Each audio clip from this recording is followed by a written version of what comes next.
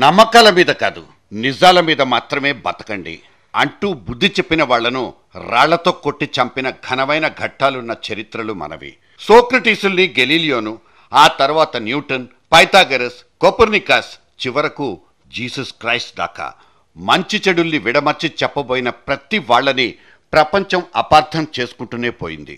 ఇదే నేపథ్యానికి కొనసాగింపుగా మన కోసమే మట్టి కర్చిన ఇంకో హేతువాది గతాన్ని ప్రస్తావించాలన్నది జర్నలిస్ట్ డైరీ ప్రయత్నం. మనం పేరుకు మాత్రమే మనుషులం, బతికున్నదైతే మధ్యయుగంలోనే అనడానికి ఇదొక నిలువెత్తు నిదర్శనం.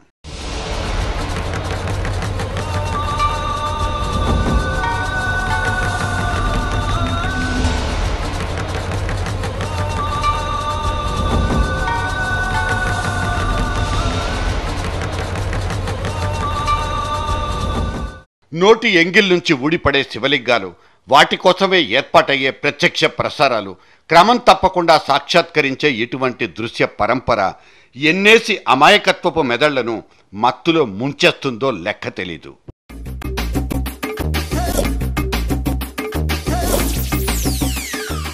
వేళ్ల మధ్య నుంచి రాలిపడే బూడిదతోనే తీరిపోయే ఈతి బాధల్ని స్వామివారి కళ్ళతో పొట్ట మీద తొక్కించుకుని మొండి జబ్బుల నుంచి బయటపడిపోదామనే గుడ్డి ఆశల్ని మన జనాభా తమ గుండెల్లో ఇప్పటికీ గూడు కట్టించుకునే ఉంది.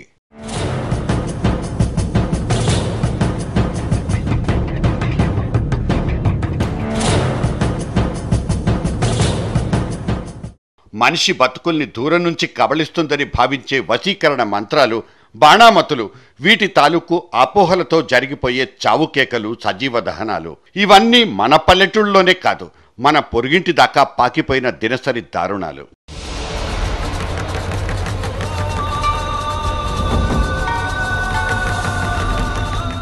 ఒక్కోసారి నమ్మకం వేరు, నిజం వేరు. ఈ రెంటి మధ్య నుండే ఆ చిన్నిపాటి వైరుధ్యాన్ని పసిగట్టగలిగే మేధస్సు లేకపోవడం మూలంగానే మనిషికి మూఢాచారం అనే ఈ మాయరోగం. పైగా వాటితోనే బతుకు అంటూ 10 మందిని ఆ చీకట్ల లోపలికే తరుముకెళ్ళడం అనేది ఇవాళ జరిగిపోతున్న ఒక లాభసాటి వ్యాపార ధోరణి. దీనికి ఫలానా అంటూ చిరునామాలుండవు. ఎక్కడ అమాయకుడుంటే అక్కడే ఈ మూఢాచార్యుల బస, బరితెకింపు కూడా.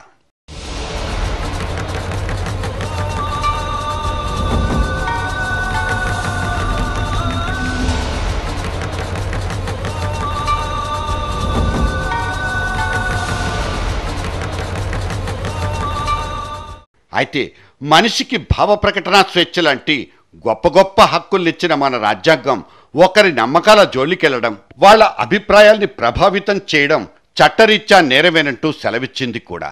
దీనికి తోడు ఎవరి నమ్మకాలు వాళ్ళవి అంటూ మనలో పేరుకుపోయిన ఒకలాంటి ఉదాసీనత.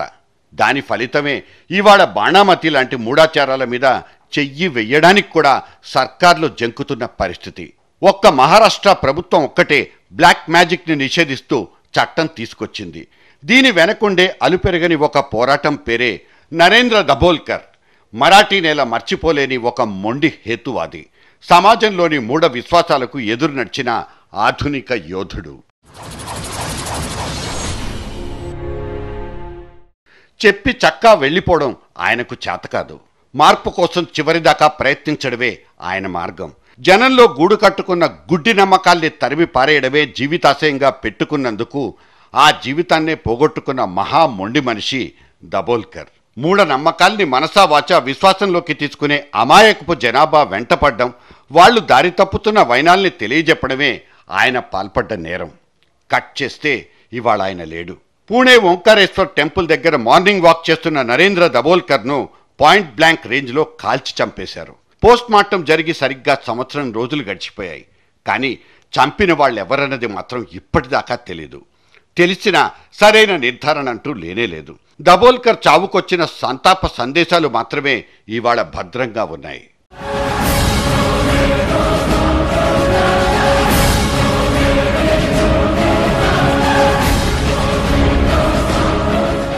ప్రాణహాని ఉందంటూ హెచ్చరికలొచ్చినా బేఖాతరు చేసి పోలీసులు ఇస్తామన్న భద్రతను కూడా కాదనుకున్న ముక్కుసుటి మనిషి దబోల్కర్. నన్ను చంపాలనుకునే వాళ్ళు నా సమాజంలో ఉండరుగాక ఉండరు. ఒకవేళ అటువంటి వాళ్ళు ఉన్నారని నమ్మితే నేను నడుస్తోంది తప్పుదారని ఒప్పుకున్నట్లే అవుతుంది. ఇది తనకు తానిచ్చుకున్న సమర్థింపు. మహిమాన్వితుడిగా పేరు తెచ్చుకున్న రత్నగిరి నరేంద్ర స్వామీజీని కలెక్టర్ ఎదుటే నిలబెట్టి అతడి సోకాల్డ్ మహిమలన్నీ ఒట్టి బోగస్ అంటూ నిరూపించిన ధైర్యశాలి ఈ దబోల్కర్.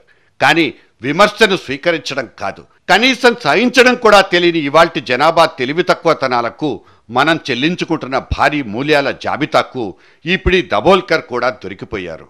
మనం మాత్రం ఇటువంటి ఘోరాతి ఘోరాలకు సాక్షి సంతకాలుగానే మిగిలిపోతున్నాం.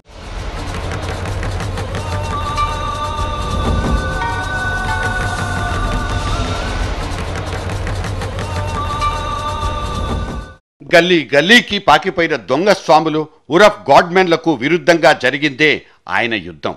సర్కారోళ్లే కాళ్లు కడిగి ఆ నీళ్లను నెత్తిన జల్లుకునే మహామహా తాంత్రికుల ఆగడాల్ని వేదికలెక్కి మరీ ఎండగట్టింది ఆయనే. పచ్చటి పల్లెటూళ్లను కూడా పాడుపరుస్తున్న బ్లాక్ మ్యాజిక్ ని కూడా ఆయన వదిలిపెట్టలేదు.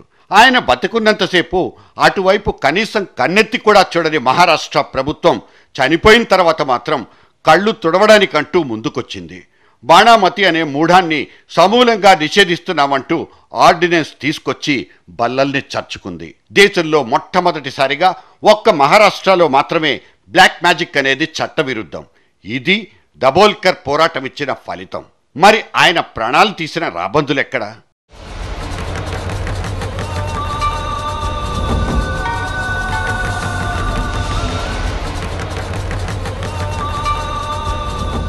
మెదడుండి మూఢత్వాలకు పాల్పడిపోతున్న జనసమూహాల్ని బాగుపరచడం చట్టాలతో జరిగే పనైతే కాదు. చేస్తే గీస్తే కాసింత చదువుకున్నాడు, కాసింత ధీమాకున్నాడికి మాత్రమే సాధ్యపడేది.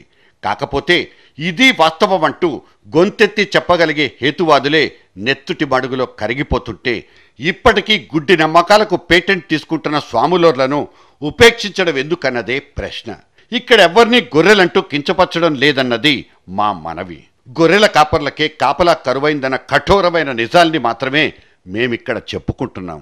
కొరడాలకు లాఠీలకు సొంతదారులైన ప్రభుత్వాలనబడే ఈ బెత్తందారుల బాధ్యతల గురించి లెక్కలేసుకుంటున్నప్పుడే గుండెలు బరువెక్కిపోతున్నాయి.